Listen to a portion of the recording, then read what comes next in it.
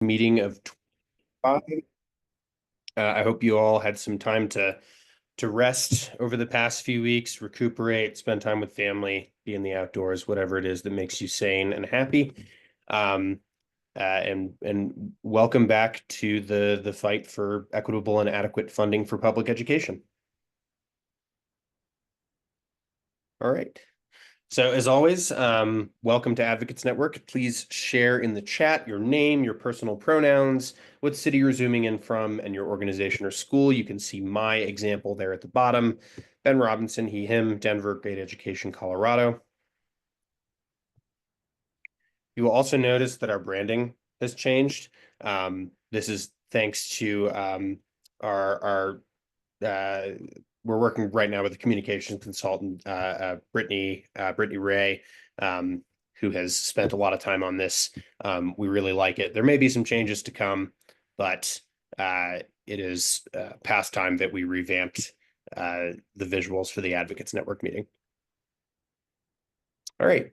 Our vision through public education, every Colorado student, regardless of their zip code, learning needs, language, identities, or the color of their skin, graduates prepared to lead their best life. And complementing that, our mission, Great Education Colorado harnesses the power of grassroots activism and diverse inclusive networks to guarantee that public schools in every Colorado community are welcoming and adequately, equitably, and sustainably funded. Our goal, as always, for the Advocates Network is to create a space for us to build community and take action together. We've been doing it now for, I think, going on 4 years, which seems kind of crazy and very cool that we've been able to sustain this. So thank you all for your continued commitment.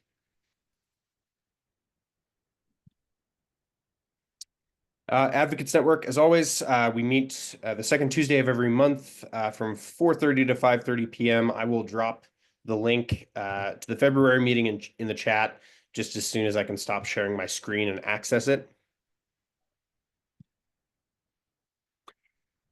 And our community commitments, the first one here is move up, move back. I know that we all have a lot of things to say at this meeting, and we appreciate all of your contributions. Your contributions are necessary, but please make sure that you're not taking up too much space and that everyone who wishes to has a chance to share their input. Number two, no one knows everything, but together we know a lot. Let's learn together. We all come to this meeting with different experiences. We were all once students, and from that point, we were all a lot of different things, be it state legislators, advocates, people who work as policy analysts, whatever it is, we all bring these unique experiences to this meeting, and that's something to be celebrated. And number three, presuming positive intent, but acknowledging our impact.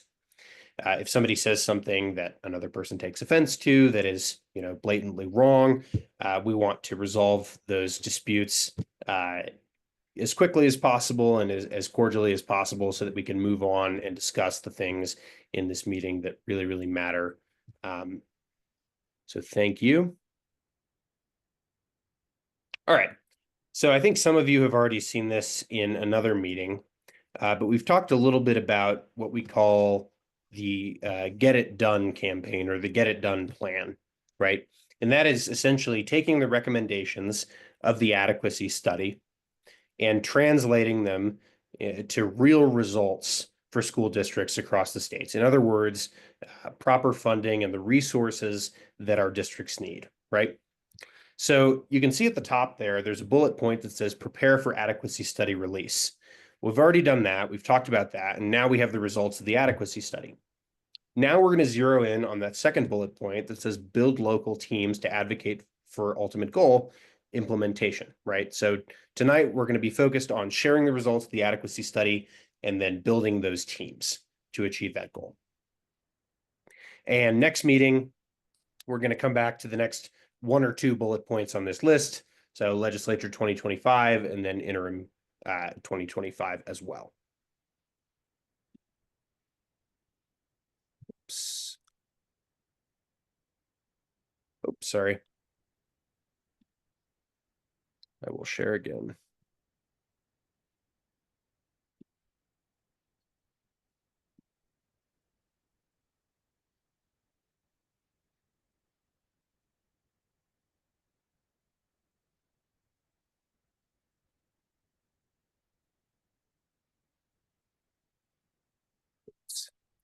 Sorry, that did something that my computer has not done ever. It hid the Zoom screen.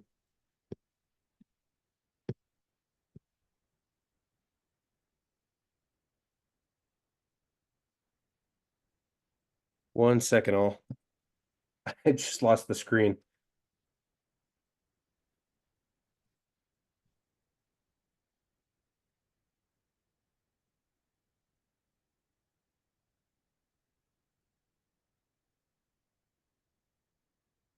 Okay, here we are.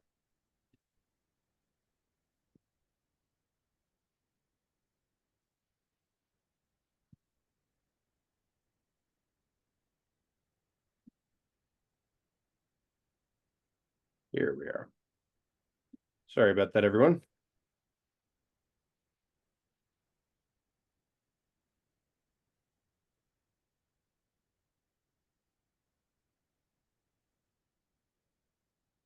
All right, so we've talked about the adequacy study for, I think, the last, 5-6 months, going well back into 2024 now. And we've been really concerned with not just the dollar amount, right, but about the specific resources that students across Colorado in different districts need to succeed, right? Because that's our job.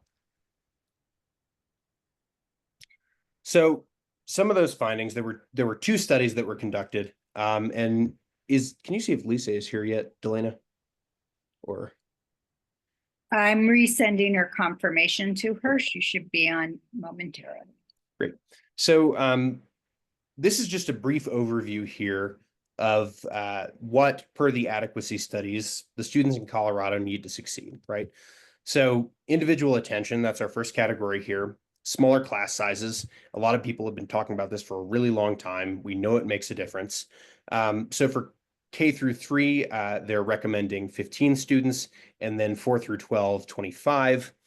And then for full day preschool, 1 teacher and 1 aide per 15 students. Oops. And then a tutor in each school, and then minimum staffing levels for student support counselors, nurses, and librarians. We can get into that a little bit later if you all have more questions. But when we look at this page, I think the important thing is to remember is that we all live in different districts, and the needs of those districts are different, right? So Cherry Creek is different than Littleton, is different than numerous rural districts, and so forth. And so over the course of the next couple of months, we really want to hone in on not just these numbers here, but how they compare to how our districts are currently staffing, for example. And then at the bottom, these things that we have talked about for a really long time: support for teachers, increased pay, and then also instructional coaches. That was something that showed up in both studies. Okay. I will go through this slide briefly. I'm going to let Lisa talk more about it when she comes on. She's the expert here. I'm here. Oh, go ahead, Lisa. All right, after some technical difficulties. So that last slide really gets at the resources that we're talking about needing, that our students need. And we've been avoiding talking about the big cost, like that's not the important thing, as Ben has already said. So now this gets into what should the formula look like in order to make it possible to have those kinds of class sizes and that kind of intervention availability and more adults in the schools. So what the adequacy study did, and this is actually focusing on the inputs. There were 2 done. One was done by APA, and that was really looking at the inputs. What do students need? What do schools have to provide to make sure that every student, regardless of their own characteristics, can meet standards? So this is based only on APA. No, I take it back. The last stuff was on APA. In each one of them, they had their way of figuring out what is the base that is necessary. And the idea of a base, as John Myers knows well, is that it is what you need, what a school needs, what needs to be provided to a student with no special characteristics in a district with no special needs, not a rural district where there's no economies of scale. That base is really set very specifically for Colorado based on our standards.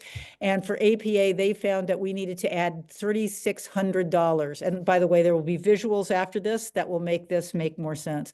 But the base that we have now, which is somewhere near $9,000, APA believes you need $3,600 per pupil more to make sure that that student with no special needs would succeed, would meet standards. AIR, which did it in a different way, they were looking at outputs and a lot more statistical analysis, while APA was really looking at what are the resources that are the inputs that we need to pay for.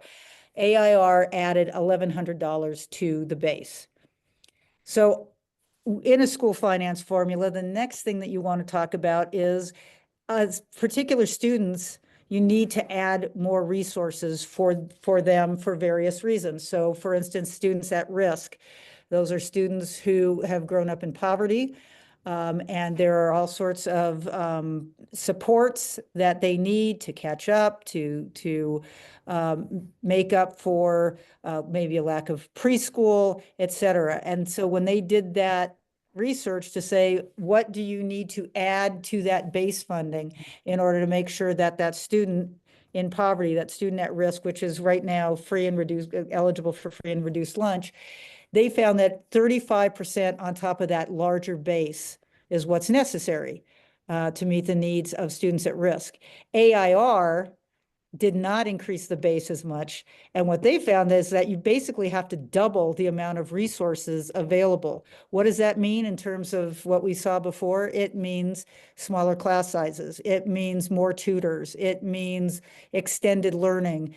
And all of those are the kinds of resources that those kids at risk need more of. And so what they found was almost doubling. For English language learners, the APA study found that on top of that adequate base, you have to add from 16% to 52%. And that is based on where is that student in terms of fluency right now. And so students would move through, hopefully, from needing 52%, but as they go on and are testing for their fluency, it costs less. AIR just said you have to double plus 120% more for students who are learning English. And for special education, obviously, depending on, is it mild, is it moderate, is it profound? But for mild and moderate, APA found that you need to add 44% on top of that adequate base to 110%. AIR just added 128% for special education across the board. When you identify a special needs student, give it an extra 128%. And on average, that would meet all the needs. We're leaving this last line here to, it's not in bold like it was in the headlines of all the articles that were covering the release of the adequacy study. APA found the need for an additional $3.5 billion and AIR for $4.1 billion when you take into account all the resources necessary to meet the needs of all students. And when you use these factors of these percents, that's how they built to that number. 3.5 to 4.1 billion additional dollars, by the way. That is an additional dollars every year. So Ben, if you can go to the next slide, hopefully this will provide a better visual about what we're talking about. So the current School Finance Act, before the new one that was created last year in 1448, the farthest left is the School Finance Act of 2023, not with any new changes. You can see that on top of a inadequate base, we add just about 12% for kids who are at risk. When 1448 was created, and if it's implemented, it goes to a 25% at-risk factor, but it's based on the same inadequate base. It did not increase funding for every student beyond what Amendment 23 requires. If you look at APA, they add the 3,000, but 3,000 plus to the base so that it is in fact an adequate base that would meet the needs of any student. And on top of that, 35%. And then you can see what AIR does is it increased the base, but not by as much, but said that you need 107%. And so it's actually accounting more for the at-risk factor, which as you'll see as we go through these slides, it's why they ended up with a 4.1 billion as opposed to APA. Go on. So this next one is ELL, and it's the same thing. The School Finance Act now adds 8%. The 1448 adds, I believe 35% on top of that inadequate current base. APA increases the base by 3,000 and then adds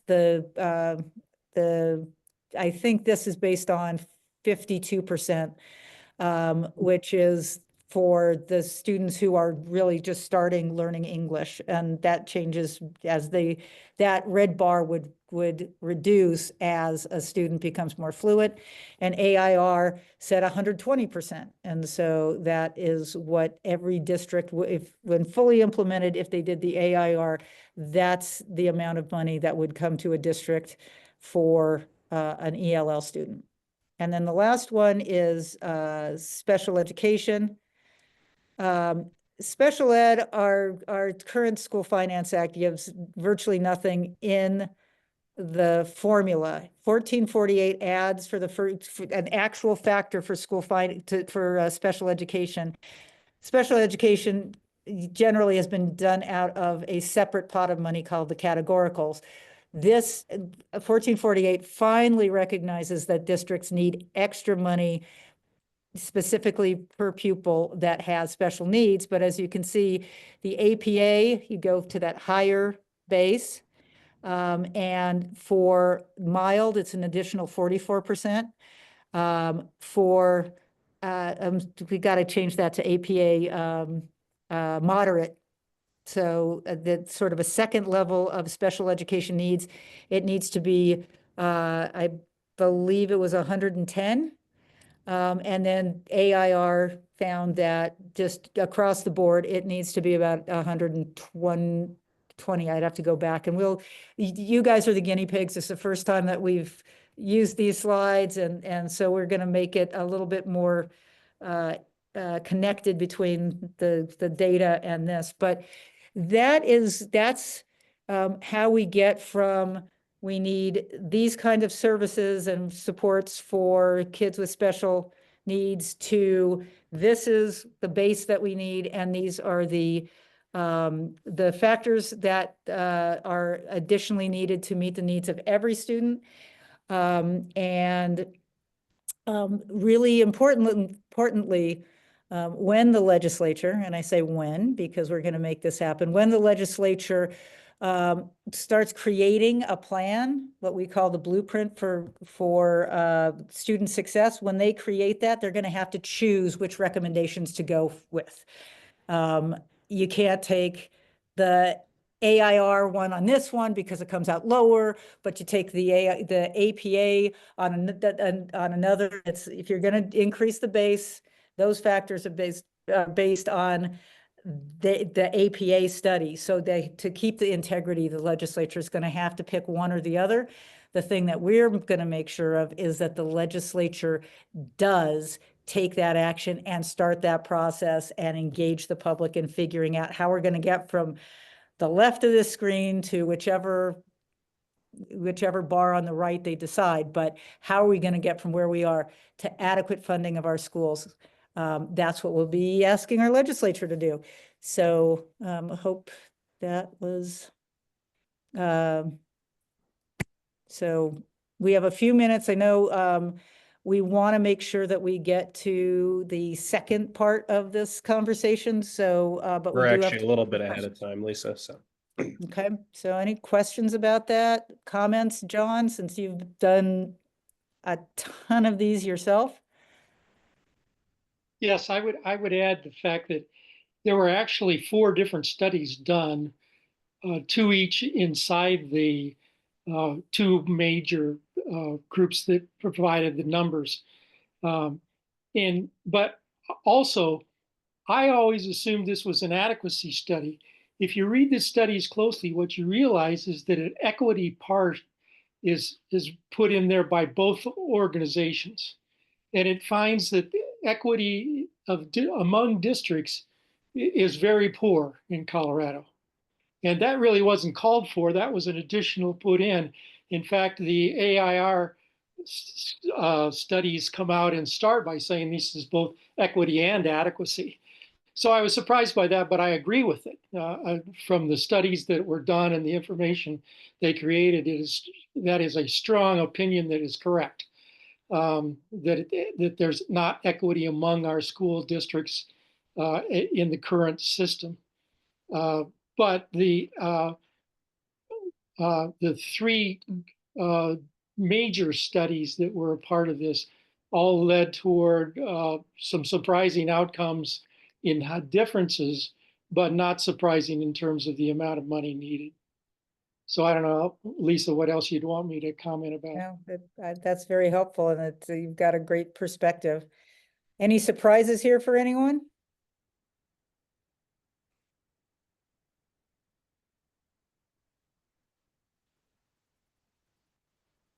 Okay. Well, it does kind of speak for itself that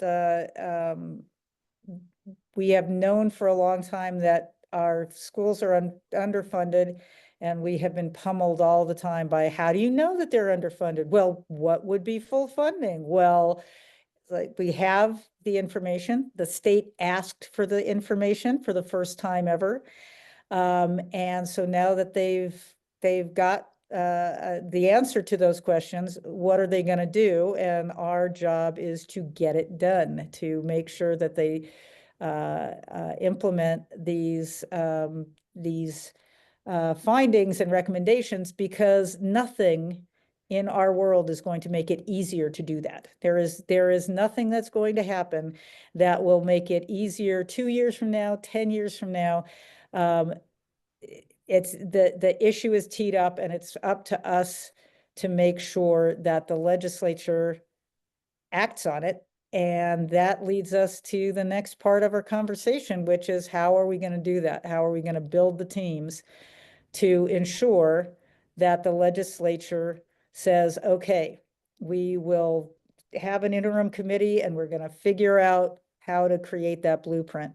It's not going to come automatically. It has not been talked about as one of the top priorities of this legislature, and it's up to us to make sure that it becomes one.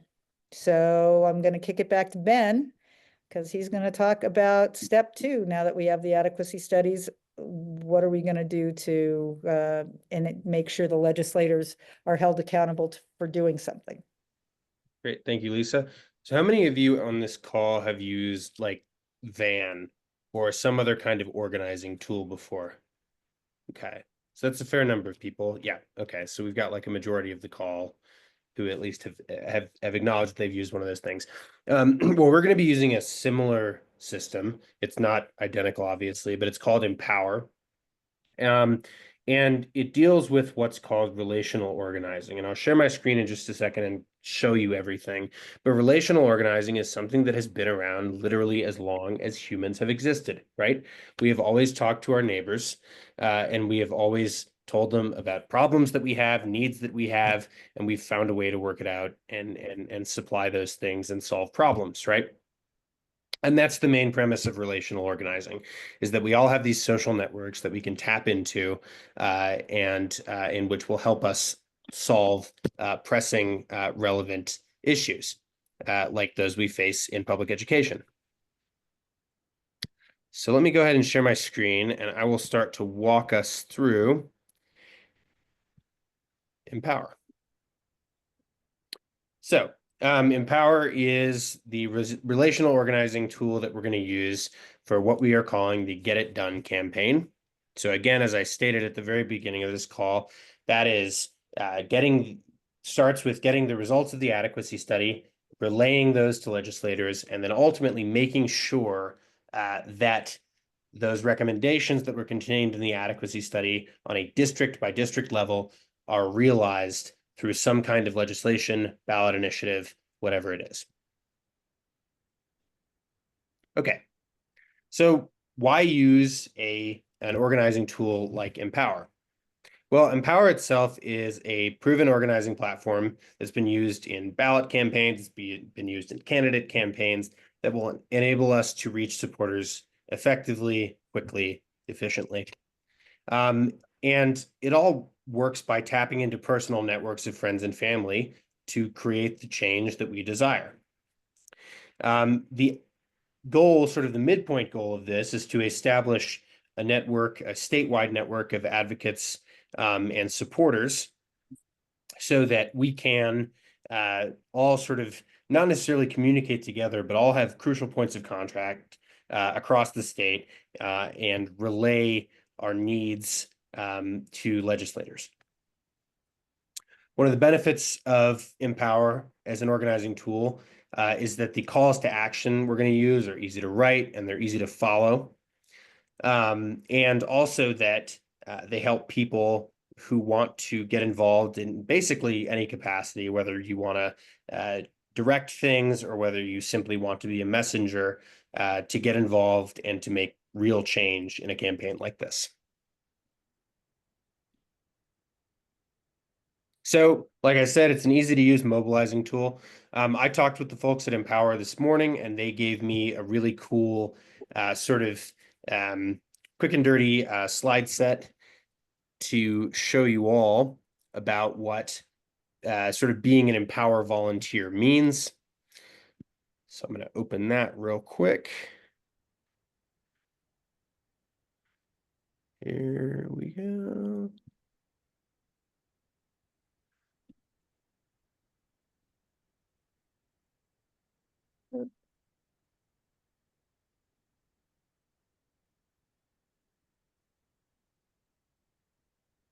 All right. So Empower, again, is a tool that uses relational organizing. So we also call it sort of colloquially friends and family organizing. We did that during the Prop CC campaign, but the official name is relational organizing.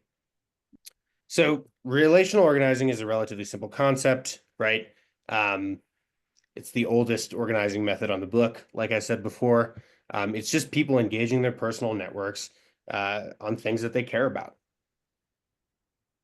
So it's about building relationships within your community. You can see here on this slide, sort of these ideas of what community comprises. So we have your faith community, family, neighbors, coworkers, friends, people that you regularly see, and then just acquaintances, right? People who you might not be as close to, but that you still have a relationship with.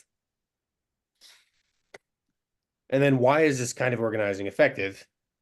Well, so it's pretty simple, right? If I didn't know Lisa and I came to Lisa with something that I really cared about, and I was like, Lisa, you should care about this. And not only should you care about it, you should take direct action, right? And I sent her a text message and was like, please do X, Y, and Z. She would probably go, well, I don't know this person. Who are you? Right, exactly. Who are you? And why? And so why would I respond to this? But your neighbor knows you, your friends know you, your family members know you. And so when you contact them with something that you feel strongly about, you know, a earnest conviction that you have, they're a lot more likely to act on your suggestions than a complete stranger, right? And that's the basis of why this is so effective. So all of this functionality is housed in the Empower app, which is something that you can download onto your phone. And we're not going to go into a ton of depth tonight about everything that we can do on there because we want to recruit some of you to actually help us test this and see how it really works live. But the basic structure of this is that we have a director or multiple directors at the top. You can see that right under relational organizing structure.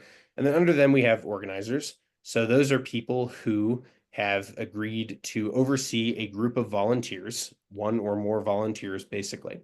And then below that, we have volunteers. And those are the people on the ground who are getting these grassroots contacts, getting them into our system, and communicating. Those are the people who really do the communicating with legislators. Right. And we're actually going to skip over that. Sorry. Volunteers. So this is what we want to focus on right now, because this is sort of what people on this call and in other areas of our outreach are going to be. This is what we need. This is the lifeblood of this campaign. So again, whenever that structure, what is the role of a volunteer here? So the role is really to build a list of contacts who are interested in taking action on this particular thing. So on the recommendations of the adequacy study in our case. And engaging them with these calls to action. So for example, a basic call to action would be contact your local legislator about this, and then we would give you an email template or something like that. That's just a very basic example of a call to action. And then those volunteers are in turn recruited to recruit other volunteers, right? And that's how we keep these networks going. And that's why relational organizing is such a sustainable thing once we get it going. So let's see. I'm actually going to stop sharing and go back to our main slides real quick. They are. Oops. I don't know what my computer is doing tonight. Come on.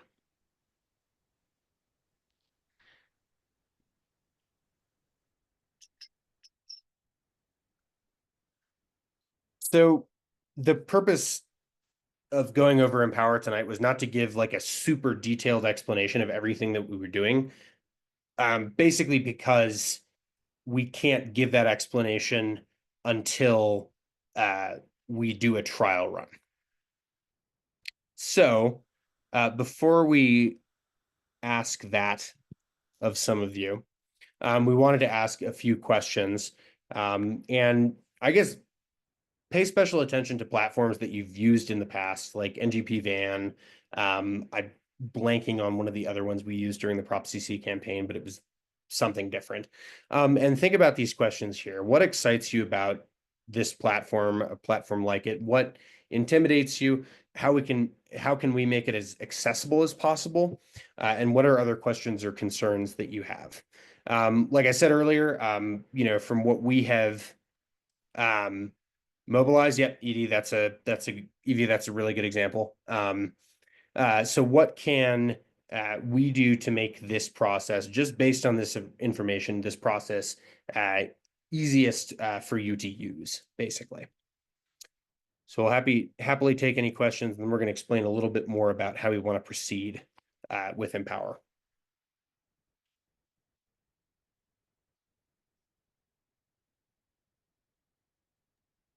Barb?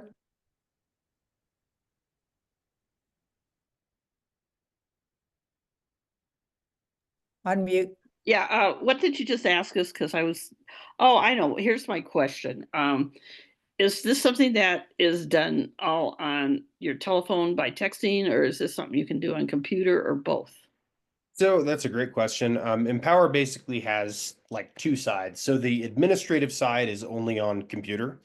The volunteer side, so just to make that distinction a little bit clearer, the director and organizing side is all on computer, and the volunteer side of it is all mobile, so mobile phone. And the reason for that, sort of whatever the limitations or the capabilities of their software is, you just can't make those edits on a mobile phone. Like you can't make edits to a call to action or create a call to action on a mobile phone. The outreach calls to action themselves that say the director or organizers are sending down to the volunteers, those are all passed on via mobile phone, whether that's email, text message, or some other medium. But I think those would be the main two. But if we were to send send them out to our, you know, relations with other people and so forth, do we send them out by text or volunteer or by email or both? Well, it depends on, so that's a great question. It depends on what the call to action calls for. So Oh, I, for example, say, we want you to text all these people, or we want you to email these people. It just depends on what we think is going to be the most effective in that case. okay. Thanks. Kathy?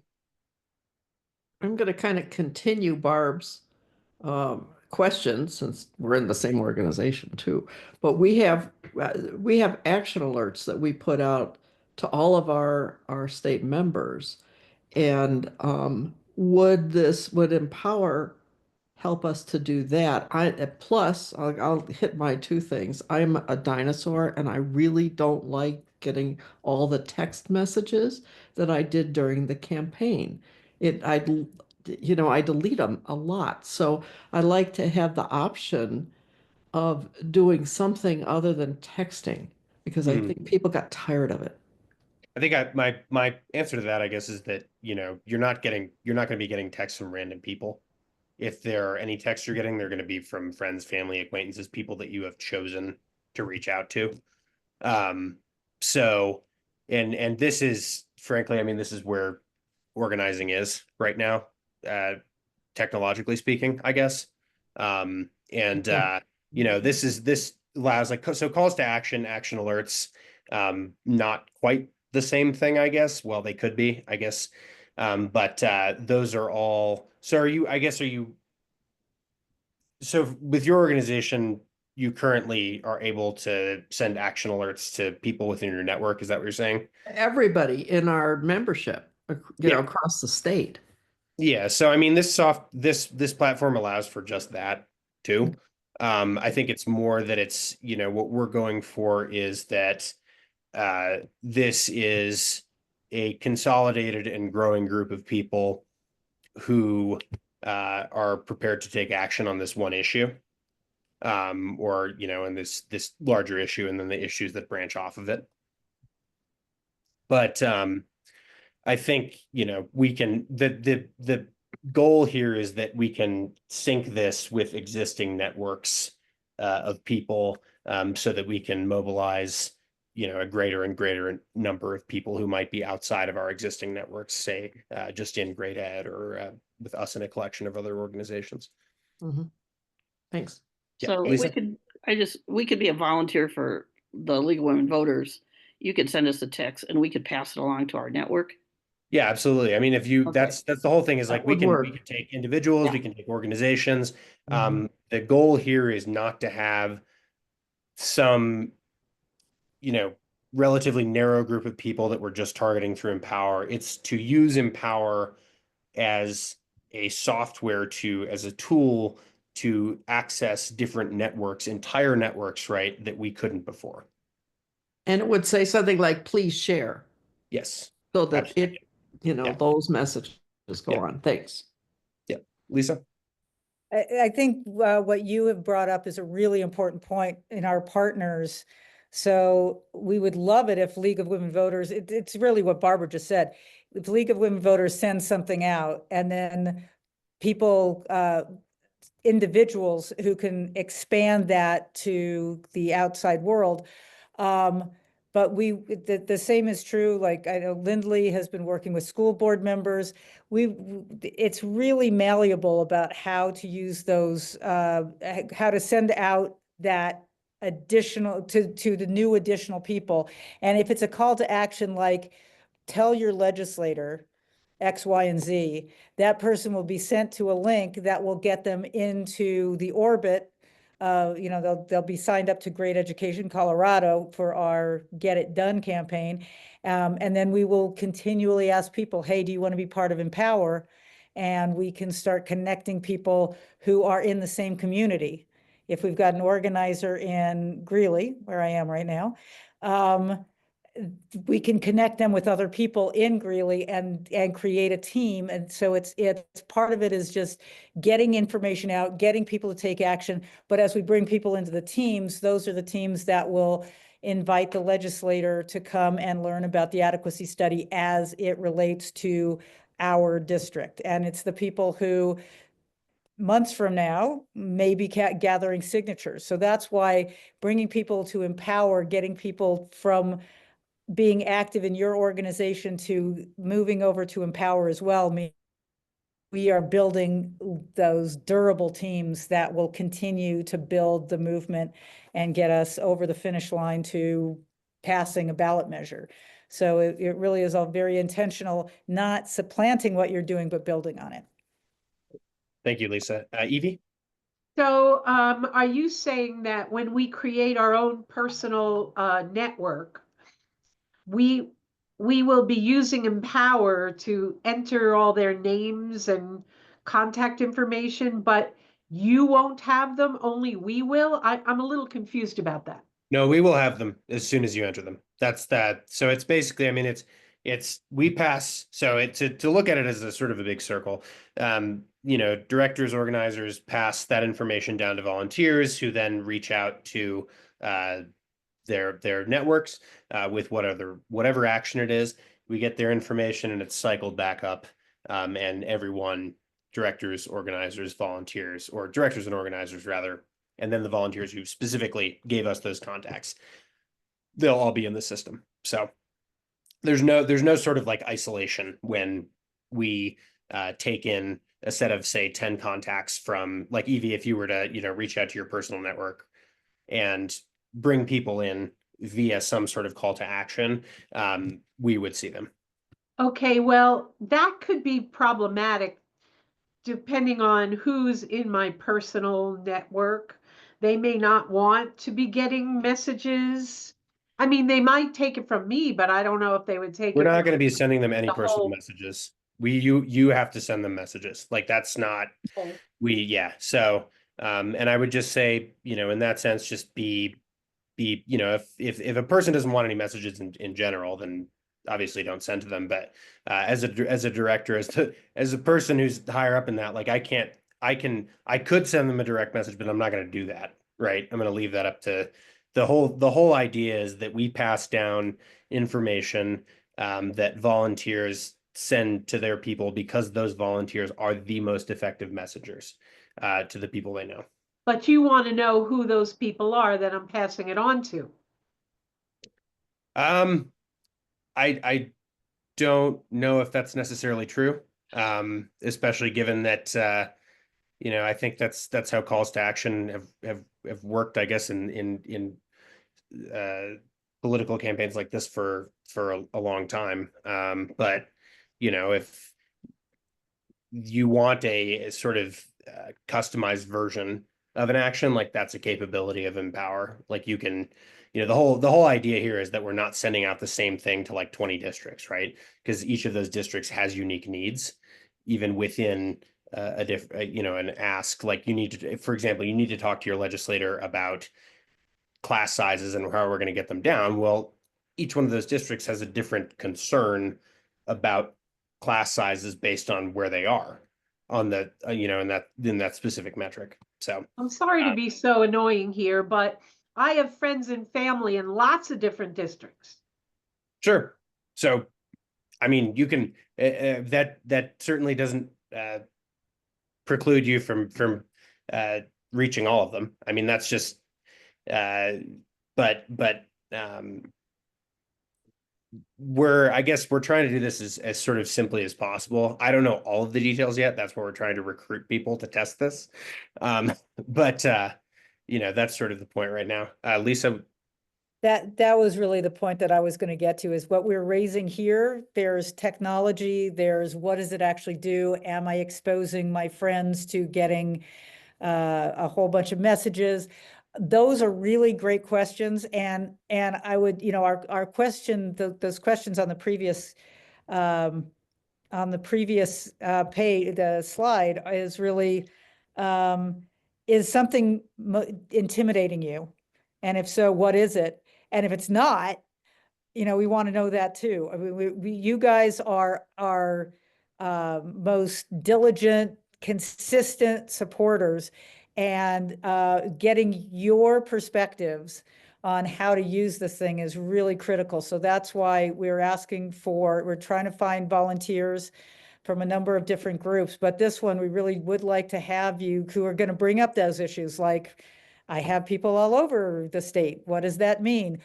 We are not going to tease out all those issues without some folks who are ready to help us be a focus group it.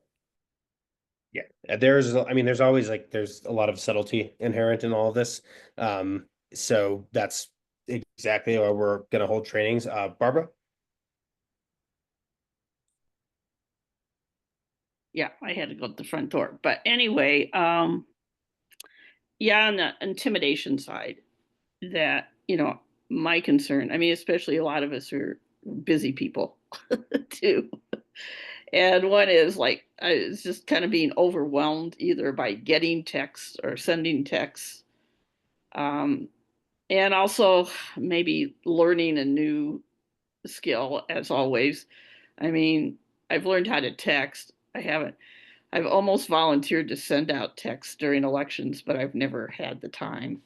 But so anyway, those are my factors. And just in time, is how much time is it going to take me? And is it going to be easy to do? Or is it just another project I'm adding on to my list of things to do?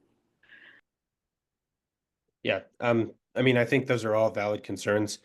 And not to use this as a cop out or anything, but I don't think, I mean, the reason that we need folks to help us with this, and especially folks who have specific concerns like you, is that we need to be able to work those out before we send it out to a bigger group of people, right?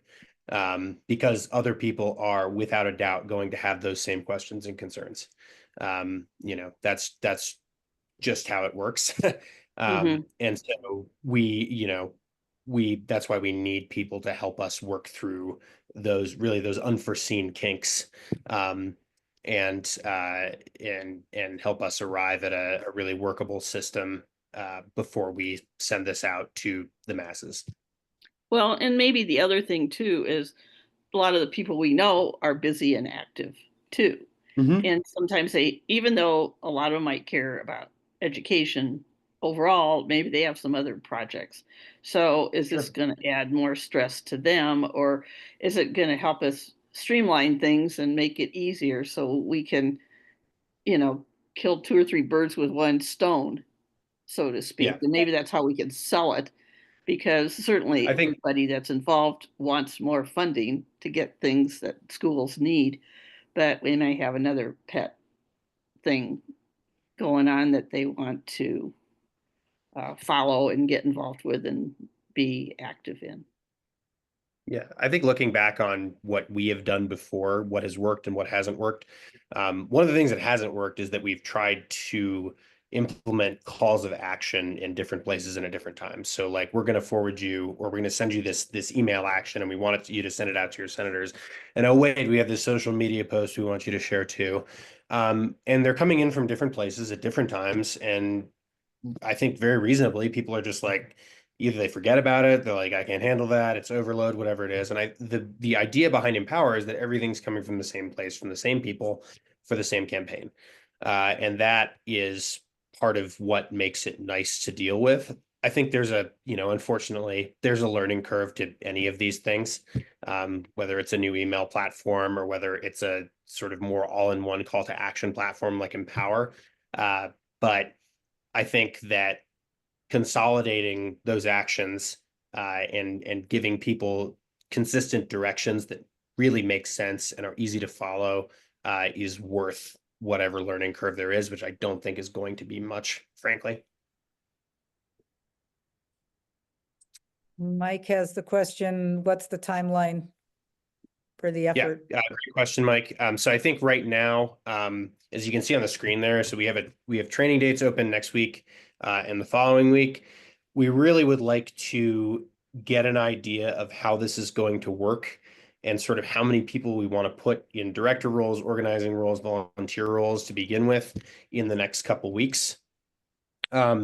This is sort of an evergreen platform for us. So say, for example, that we want legislators, we want, voters to be able to vote on something, say in 2026 or something like that, right? We want to be able to use this platform from now until then to get people to take action, take notice of different events, whatever it is. But I'd say really we're trying to sort of kick this off in earnest in the next month or so and really get a good understanding of how we're going to use the platform and what all of the functionalities, questions, et cetera, are in the next 2 or 3 weeks. Lisa? Yeah, I'm wondering if it's helpful to get a little more, just to be really concrete about what's happening in this time while we're building our teams for the next 4 months. In April, the process, the Legislative Council Committee, which is the committee of the House and Senate leadership, both sides of the aisle, will decide how many and which topics will have a interim committee. This is not something that a lot of people have advocated around, and we're trying to make a low-level request. We're not telling them create a new school finance act this session. We're saying we want you to show us and to show the dedication to implementing these recommendations so that we actually fund our schools. We want you to show that commitment by supporting this effort to have an interim committee on the creation of the blueprint for Colorado success, for student success. So that's the ask, and it's going to happen in April. And so between now and April, what we want, we're going to prioritize legislators, but we want wherever we have advocates, we want them to reach out to their legislators, but there's some where we're really going to focus our attention to make sure that they are asked by their constituents to learn about what the adequacy study means to their district. And in those places so where Empower comes in is having the leader who's going to be like, okay, I'm going to step up and I'm going to make sure that that meeting happens, and I'm going to get as many people to come virtually or in person as I can. So that organizer would tell volunteers in their area, we are having this meeting. Let's start getting as many people to show up as we possibly can. And they would use Empower to say, hey, this is happening. This is a really easy way to show that you want Colorado to fully and fairly fund our schools. So just show up at this. And or write to the legislator and say, I want you to go to this meeting. I mean, that's what we'll be figuring out. But the working backwards from that, we're trying to get as many legislators to sign a letter saying, we want you to do, we want this interim committee to be approved, so that for the 8 months after session, there is a stakeholder and a learning process where the legislature will figure out how to create that new school finance act, and how it's going to be built. That's the request we have. And before that, we need to get the legislators educated. And before that, we need to find our leaders and volunteers who will help make sure that that legislator is being held accountable for being willing to get educated about it and to step up and say, I will help you get it done. Does that help in terms of the timing? Thank you very much for that. And I will say this, I've been doing this for 22 years almost. And this is this best resourced, most focused campaign that other than like Amendment 73, but legislative action campaign. This is the most streamlined and well-resourced supported campaign that we've ever been able to start. Our partnership with Lindley is working with the school boards, and with League of Women Voters. This is how this is the fight for the long-term funding of our school. And so hopefully anybody who cares about this, there's going to be fights over the current School Finance Act and the governor's proposal, and we're going to weigh in on that a little bit, but our complete focus is on getting that interim committee so that after that we can influence that interim committee, we can get the blueprint passed, and we can get it funded. This is where the action is. Kathy? Thank you, Lisa. We just have a couple minutes left. So I would, but Kathy, I will call you in just a second. That's okay. So Barbara has let us know in the chat that she would like to join one of these trainings. If any of you, the other people on this call, especially those who express concerns, who ask questions, that would be great. Please put your name in the chat and which night, or if you're fine with both nights, that you would like to attend. And with that, I'll go to Kathy. I'm just wanting to be clear about this. I think your idea about getting an interim committee is great. It's different, okay? It's a different approach, and it's not asking for money this session, okay, necessarily. But I think, so you're asking two things about, first about getting the interim committee approved. The second thing is about getting districts, individual districts then to have presentations. That to me Yes. is totally different, and totally different groups, or similar, maybe not totally, but definitely different groups. The groups are intended to educate a legislator who will then commit to supporting the interim committee. Does that make sense? Yes, I got that one. Oh, okay. That one makes sense to me. I can see doing that. Getting a district to do something is not necessarily in my Right. area. Right, not getting the district to do it, getting the legislator to learn about what the adequacy study means to their school district. Okay. Thanks.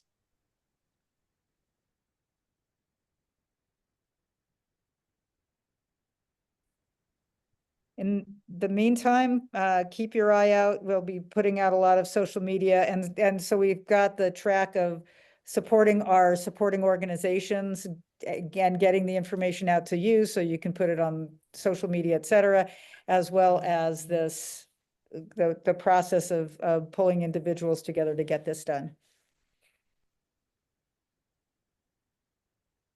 And Wendy, Great. we have a lot to talk about, and, you've got a network yourself. So how do we, we don't have to recreate a wheel. If you've got the network, EFEC will be the leader.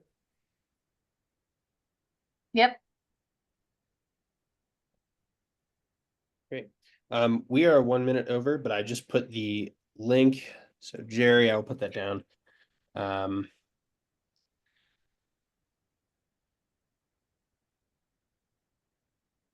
Yeah, since there are a few people who look like neither date works for, I'll reach out to you. I've just taking some notes here, and we can get you to help us test that platform out.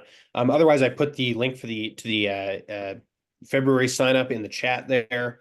I assume a lot of you will be there, but if you'd like to sign up early, please click that link. Lisa, do you have anything else?